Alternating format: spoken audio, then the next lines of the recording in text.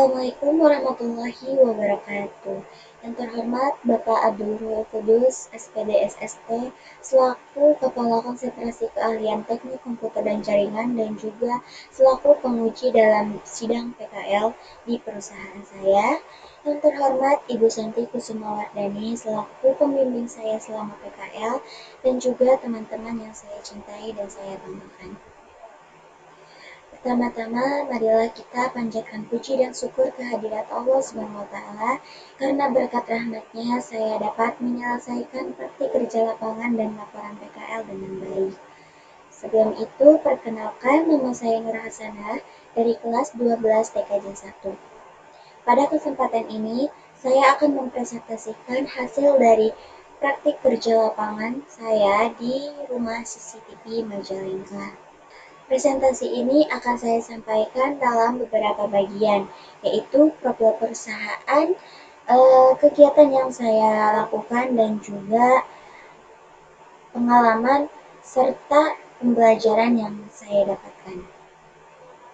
Untuk mempersingkat waktu, saya akan langsung ke inti dari pembahasannya. Di sini ada latar belakang masalah.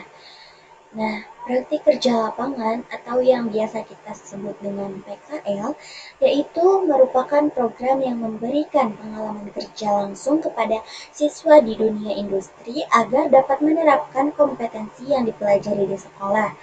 PKL ini bertujuan membentuk keterampilan teknis, kedisiplinan, tanggung jawab, serta pemahaman tentang budaya dan prosedur kerja. Melalui kegiatan ini, siswa memperoleh wawasan nyata mengenai tuntutan industri dan kesiapan menghadapi dunia kerja. Selanjutnya ada manfaat praktik kerja lapangan.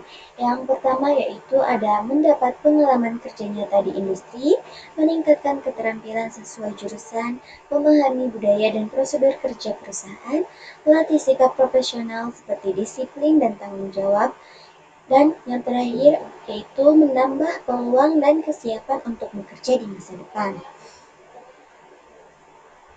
Untuk lokasi, waktu, dan tempat pelaksanaannya yaitu saya melakukan kegiatan PKL di rumah CCTV Majalengka yang berlokasi di Jalan Raya Kiai Haji Abdul Halim nomor 379 Majalengka Wetan. Waktu pelaksanaan praktik kerja lapangan SMK Negeri 1 Majalengka tahun ajaran 2025-2026 dilaksanakan pada tanggal 1 Juli 2025 sampai dengan 28 November 2025. Dengan jam kerja yaitu dibagi menjadi 2 shift. Yang pertama shift pagi itu dari jam 8 sampai jam 12.30. Sementara shift siang itu dari jam 12.30 sampai jam 17.00. Untuk tempat pelaksanaan kegiatan PKL ini yaitu di Rumah CCTV Majalengka yang merupakan toko penjual peralatan jaringan serta menyediakan layanan pemasangan dan penjualan CCTV. Adapun gambaran umum dari Rumah CCTV Majalengka. Rumah CCTV Majalengka merupakan salah satu cabang dari toko Prisma Komputer yang berpusat di Kota Karawang. Toko ini didirikan pada tanggal 24 Februari 2020 dan berlokasi di Jalan Raya Kiai Haji Abdul Halim nomor 379 Majalengka Wetan. Rumah CCTV Majalengka bergerak di bidang jasa, jaringan komputer, serta pemasangan dan penjualan perangkat CCTV. Visi dan misi perusahaan atau instansi. Visinya yaitu menjadi perusahaan terkemuka untuk dapat memberikan kontribusi bagi kemajuan bangsa yang terpercaya dan dapat diandalkan. Untuk misinya yaitu yang pertama ada mengembangkan kekuatan serta daya saing perusahaan dengan meningkatkan kinerja dan sumber daya manusia. Yang kedua, meningkatkan mutu pelayanan kepada klien. Ketiga, memberikan pelayanan yang profesional dan bertanggung jawab. Yang keempat, mengembangkan teknologi yang inovatif sesuai kebutuhan masyarakat dengan memberikan pelayanan yang efisien dan optimal. Dan yang kelima yaitu berkomitmen memberikan solusi dan kepuasan terbaik untuk semua klien dan stakeholder. Selanjutnya ada struktur organisasi.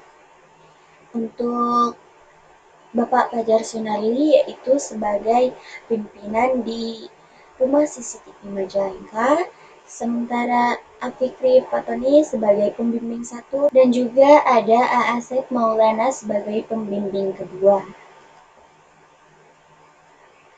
Sekarang kita akan langsung ke pembahasan kamera IP. Kamera IP adalah kamera pengawas yang mengirimkan gambar dan video melalui jaringan menggunakan protokol TCP/IP. Kamera ini memiliki alamat IP sehingga bisa diakses melalui komputer, NVR, atau smartphone. Dalam penggunaannya, diperlukan konfigurasi jaringan seperti IP address, subnet mask, port, serta pengaturan keamanan agar kamera dapat terhubung dan menampilkan video real-time dengan baik. Adapun tujuan dan manfaat dari kamera IP tersebut. Tujuannya yaitu penggunaan kamera IP adalah memudahkan pemantauan area tertentu secara langsung melalui jaringan. Sementara manfaatnya yaitu meliputi peningkatan keamanan dengan notifikasi otomatis, pengawasan kegiatan di rumah, sekolah, kantor, atau toko secara efektif, serta penyimpanan rekaman video untuk ditinjau kembali saat diperlukan. Nah, di sini ada proses pengerjaan. Di sini saya akan menjelaskan secara detail cara kerjanya itu bagaimana. Pada tahap 1 itu ada pembuatan kabel jaringan. Nah, diantaranya yaitu yang pertama kupas lapisan luar kabel UTP menggunakan crimping tool. Lalu, susun 8 kabel sesuai standar T568B. Setelah itu, rapikan ujung kabel dan potong lurus. Selanjutnya, masukkan kabel ke konektor RJ45 hingga tiap pit menyentuh ujung. Selanjutnya, kunci konektor menggunakan crimping tool dan ulangi pada ujung satunya. Selanjutnya, uji kabel menggunakan LAN tester untuk memastikan koneksi itu berfungsi atau tidak. Nah, di sini ada tahap kedua, yaitu konfigurasi kamera IP-nya. Yang pertama itu hubungkan kabel LAN dari kamera ke laptop, lalu sambungkan adaptor daya ke kamera, lalu buka aplikasi SADP Tool untuk mendeteksi kamera. Nah, kalau sudah masuk ke aplikasinya, di sini kita pastikan tipe CCTV-nya itu terdeteksi atau tidak. Selanjutnya, atur IP laptop melalui Open Network and Sharing Center, lalu pilih koneksi jaringan yang aktif. Selanjutnya, buka Internet Protocol version 4 atau TCP/IP versi 4. Selanjutnya, ubah oktet terakhir alamat IP-nya. Kemudian, pastikan laptop tidak terhubung ke Wi-Fi. Nah, selanjutnya buka Google Chrome lalu akses IP kamera. Nah, kalau sudah masuk ke dalam web ini, kita tinggal masukkan username dan password lalu login. Kemudian masuk ke menu konfigurasi, lalu ubah IP kamera pada segmen terakhir menjadi IP yang unik. Selanjutnya, konfigurasi disimpan dengan menekan tombol save. Setelah itu, lepas kabel LAN dan adaptor daya kamera dari laptop, kemudian ujung lain dari kabel LAN tersebut dihubungkan ke port NVR. Nah, selanjutnya buka menu setting pada NVR. Di sini kita pilih menu kamera, lalu pilih juga kamera yang akan diedit, lalu tekan tombol edit. Kemudian, masukkan IP yang tadi kita ubah menjadi IP yang unik, dan masukkan juga password kameranya. Kemudian, tekan OK untuk menyelesaikan konfigurasi. Jika berhasil, status akan berubah menjadi hijau. Nah, sementara itu, monitor akan menampilkan hasil rekaman dari kamera tersebut.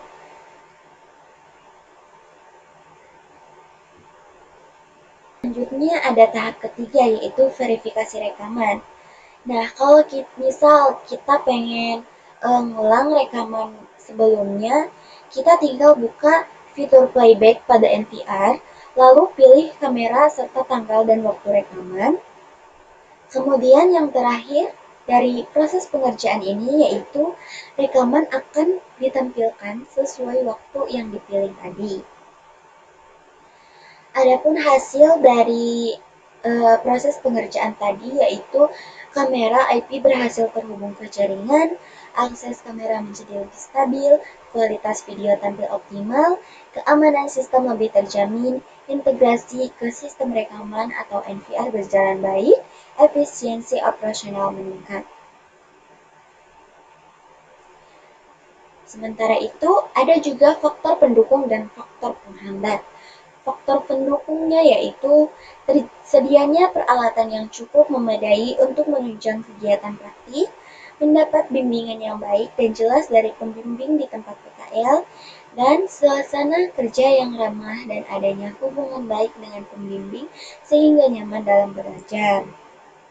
Untuk faktor penghambatnya yaitu terbatasnya kepercayaan dan kerjasama dari beberapa konsumen, materi dan pengetahuan dari sekolah kurang mendukung praktik di lapangan, kemudian kondisi cuaca yang tidak menentu seperti hujan deras, ini dapat menghambat pemasangan dan pengecekan CCTV. Untuk alat, bahan, dan media yang digunakan yaitu alatnya crimping tool, gunanya memotong kabel dan memasang konektor RJ45, kamera CCTV, perangkat utama untuk pemasangan dan konfigurasi, adapter CCTV, sumber daya untuk kamera, laptop untuk melakukan konfigurasi kamera IP, NVR merekam dan mengelola video dari kamera IP, TV atau monitor untuk menampilkan rekaman dan pemantauan real time. Untuk bahannya yaitu ada kabelan untuk media koneksi jaringan, kemudian ada konektor RJ45 untuk penghubung kabel ke perangkat. Sementara itu ada juga medianya, yaitu ada aplikasi SADP Tool. Gunanya mendeteksi perangkat dan mengatur jaringan. Yang kedua ada browser Google Chrome, mengakses IP kamera untuk dikonfigurasi.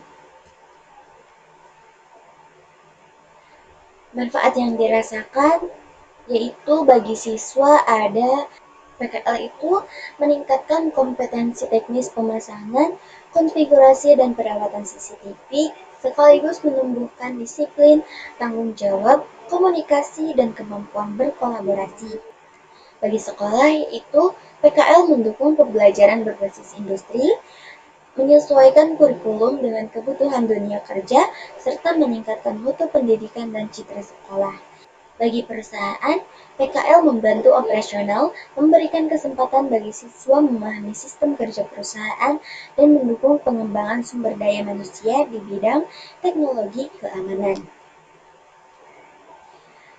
Kesimpulan dan saran dari kesimpulan laporan ini yaitu PKL di Rumah CCTV Majalengka memberikan pengalaman langsung dalam pemasangan, konfigurasi, dan perawatan CCTV, sekaligus meningkatkan keterampilan profesional seperti komunikasi, disiplin, kerjasama, dan tanggung jawab.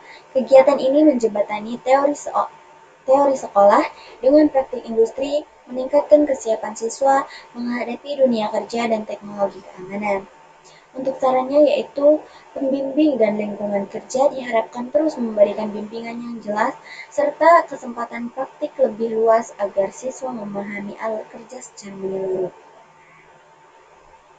Demikian presentasi hasil praktik kerja lapangan yang telah saya laksanakan di Rumah CCTV Majalengka selama periode bulan Juli sampai dengan bulan November.